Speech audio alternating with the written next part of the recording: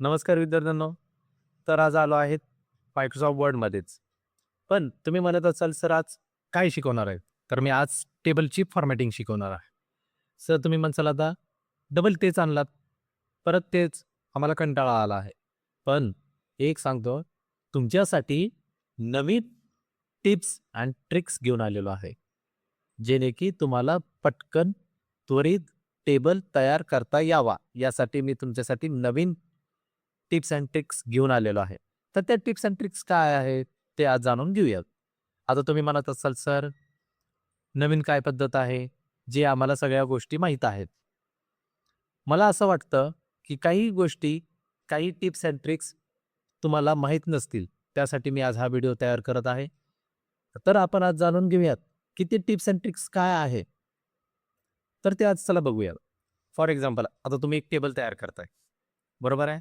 Table तयार करत असताना तुम्ही सुरुवातीला त्याचे कॉलम मोजता, बरोबर आहे. प्रत्येक वेळी आपण त्याचे कॉलम मोजायचे. काय करायचे त्याचे? कॉलम मोजायचे. कॉलम मोजून मोजून घेतल्यानंतर आपल्याला त्या पद्धतीने आपल्याला टेबल तयार करायचा आहे. मग आपल्याला माऊस न हातात घेता, तुमच्यासाठी एक सांगतो, माऊस न हातात घेता तुम्हाला टेबल तयार करायचा आहे. तर तो कसा तयार करायचा आहे? तर बघूयात. आता मला काय करायचंय? 6 कॉलमचा टेबल तयार करायचा आहे. किती कॉलमचा तयार करायचा आहे? 6 कॉलमचा टेबल तयार करायला सांगितलाय. तर मी काय करणार? कीबोर्डवरतून प्लस बटन प्रेस करणार आणि त्याच्याच वरती मायनस म्हणून आहे. नंतर प्लस बटन झाला. म्हणजे किती कॉलम तयार झाला? 1. नंतर मायनस करणार. नंतर प्लस. किती झालंय? 2. Minus, plus. किती झाले? 3. Minus, plus. 4.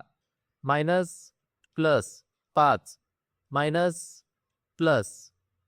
किती झाले? 6 कॉलम तयार झाले आणि त्याच्यानंतर फक्त आणि फक्त तुम्हाला फक्त त्याच्यावरून एंटर बटन प्रेस करायचं आहे. काय करायचं तुम्हाला? Enter button. आता तुम्ही म्हणताल, "सर रो आले नाहीयेत." मग तुमच्यासाठी कीबोर्डवरून फक्त टॅब बटन यूज करत राहायचंय.